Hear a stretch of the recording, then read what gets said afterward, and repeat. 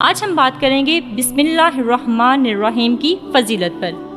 ایک گاؤں میں قحط سالی کا دور تھا۔ جانور، مویشی، سبزہ چارہ سب کھا کر فارغ ہو چکے تھے اور مزید کھانے کو کچھ نہیں بچا تھا۔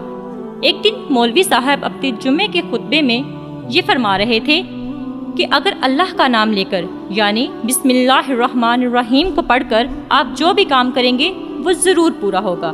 اگر آپ بسم اللہ الرحمن الرحیم پڑھ کر دریا کو بھی حکم دیں گے تو وہ بھی آپ کی نافرمانی نہیں کرے گا۔ یہ ایک چرواہے کا شاید پہلا جمعہ تھا۔ اس کے دل میں یہ بات اثر کر گئی۔ وہ اگلے ہی دن اپنی بکریوں کو لے کر دریا کے پاس چلا گیا۔ اس نے دریا سے کہا کہ اے دریا، میں تجھے عبور کرنا چاہتا ہوں، تو مجھے اپنے اوپر سے گزرنے دے۔ یہ کہہ کر اس نے مکمل یقین کے ساتھ بسم اللہ الرحمن الرحیم پڑھی۔ اس نے اپنی بکریوں کو ہانکا اور دریا کے اس پار چلا گیا۔ اب یہ اس کا روز کا معمول بن گیا تھا کہ وہ اپنی بکریوں کو دریا کے اس پار چھوڑ کر آتا اور شام کو انہیں واپس لے آتا۔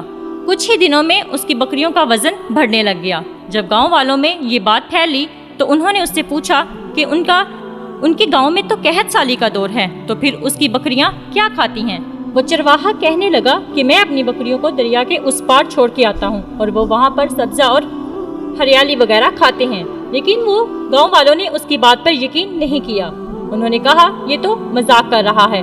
لیکن یہ بات پھیلتے پھیلتے گاؤں کے مولوی صاحب تک پہنچی۔ مولوی صاحب نے اس چرواہے کو بلایا اور اسے کہا کہ تم اپنی بکریوں کو دریا کے اس پار کیسے لے کے جاتے ہو؟ وہ چرواہا کہنے لگا کہ میں نے آپ کی بات پر یقین کیا۔ میں بسم اللہ الرحمن الرحیم پڑھ کر اپنی بکریوں کو دریا کے اس پار لے جاتا ہوں۔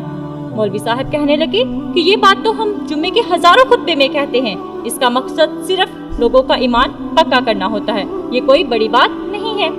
مولوی صاحب نے خود دریا کو پار کرنے کا فیصلہ کیا۔ اگلے دن مولوی صاحب، گاؤں کے کچھ لوگ اور چرواہا دریا پر پہنچ گئے۔ مولوی صاحب نے ایک رسہ منگوایا، ایک طرف سے ایک درخت کے ساتھ باندھا اور دوسری طرف سے اپنی کمر کے ساتھ باندھا اور بہت ڈرتے ڈرتے آہستگی کے ساتھ بسم اللہ الرحمن الرحیم پڑھی اور پانی پر پاؤں رکھ دیا۔ جو ہی انہوں نے اپنے پانی پر قدم رکھا وہ پانی میں ڈوبنے لگے۔ لوگوں نے کھینچ کر انہیں باہر نکالا۔ چرواہا یہ دیکھ کر بہت حیران رہ گیا، لیکن اس کے اپنے یقین میں کوئی کمی نہیں آئی۔ اس نے بسم اللہ الرحمن الرحیم پڑھی اور اپنی بکریوں کو ہانکتے ہوئے دریا کے اس پار لے گیا۔ جب وہ دریا پار کر رہا تھا تو اس نے دیکھا کہ مولوی صاحب کا یقین بسم اللہ الرحمن الرحیم اور اللہ سے زیادہ ایک رسے پر ہے۔ اس نے مولوی صاحب سے کہا کہ آپ نے اللہ اور بسم اللہ الرحمن الرحیم سے زیادہ ایک رسے پر یقین کیا تو اللہ نے بھی آپ کو اس رسے کے سہارے چھوڑ دیا اور آپ پانی میں ڈوبنے لگے۔ لیکن میں نے آپ کے منہ سے یہ بات سنی اور اس بات پر مکمل یقین کیا اور اللہ تعالیٰ نے میرے اس یقین کی لاج رکھی اور میں اپنی بکریوں کو دریا کے اس پار لے گیا۔ اس واقعے سے ہمیں یہ سبق ملتا ہے کہ ہمیں اللہ تعالیٰ کی ذات پر مکمل یقین رکھنا چاہیے۔